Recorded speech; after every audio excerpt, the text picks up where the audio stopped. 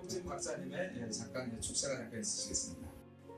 저하고 허경영 후보님과의 인연은 공화당 때 제가 박정희 대통령실 수석 비서관을 하고 있을 때 허경영 후보님은 그 당시에 대통령 보좌관, 비밀 보좌관입니다. 비서, 그 아주 젊은 나이지만은 이병철 씨가 추천돼서 이분이 참 역사상 유례없는 아주 젊은 보좌관을 했습니다.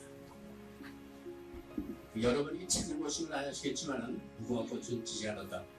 그 책에 제가 추천서를 쓰고 책을 쓸 때 참고를 많이 말씀을 드리고 했습니다만 그 책에 있는 것은 모두 사실입니다. 그 책을 보는 사람들은 황당하다, 얼토당토 않다. 세상에 정말 그 당시에 핵무기를 개발했을까? 이런 의심을 하는 분도 많이 계세요. 또 과연 허경영 후보가 어린 나이에 어떻게 대통령 보좌를 할 수 있었을까? 이런 의심을 하는 사람도 많습니다. 제가 산 증인입니다.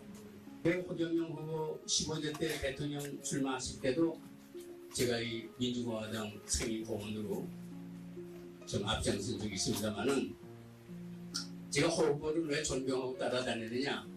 이 나이는 우리 큰아들하고 동갑입니다. 실례지만은. 제가 깍듯이 총재님, 후보님, 나도 장관 한 놈이고 서울대학교 교수 한 놈인데 내가 어디가 부족해서 젊은 사람한테 후보님, 총재님하고 모시고 다니겠어요.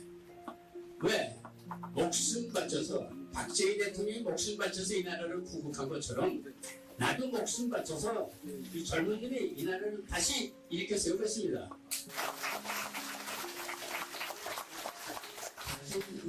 박정희 대통령이 이승만 대통령이 제1건국을 하셨다면 박정희 대통령이 제2의 건국을 하셨습니다. 근데 이 허경영 후보가 제3의 건국을 하겠다는 거죠.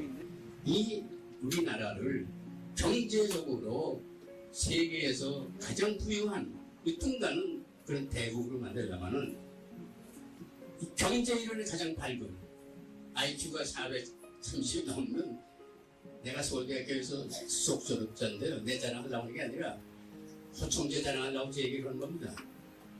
제가 서울대학교에서 수석 졸업자거든요. 근데 IQ가 150밖에 안 돼요.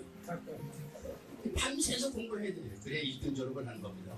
그래서 총각 나이에 22살에 대한민국에서 제일 유명한 진미현대고등학교 선생을 뽑혔어요. 총각 선생은 그 학교 대결에 취임거든요, 제가. 근데 저는 허총재 앞에서는 키가 작아져요. 왜? 이분 IQ가 나보다 몇백 배가 높은 사람이니까. 근데 그 머리 잘 쓰면 안 되죠. 그 천재적인 머리를 가지고 이 나라를 다시 일으켜 세우겠다. 아버지같이 모셨던 박정희 대통령이 다 이루지도 못한 것을 이제 반드시 성취하겠다. 그렇게 해서 우리나라를 경제대국으로 만들겠다는 거죠. 바늘처럼 강직하게 바늘로 얼마든지 세계 경제를 장악할 수가 있어요. 근데 왜 무슨 큰 야구방망이를 가지고 세계 경제를 장악하려고 합니까? 경제의 급소를 찔러야 되는 거예요. 그러니까 우리 민자본주의의 3대 원칙은 분명히 절대 공평의 원칙이 세 번째 들어있어요. 그 절대 공평은 뭐냐? 열심히 새벽에 나와서 저녁까지 일하고 뛰어다니고 때빠지게 일한 사람들이 노후에 편안해야 되고 뭔가 좀 저축이 돼서 중산층이 돼야 되는 거예요.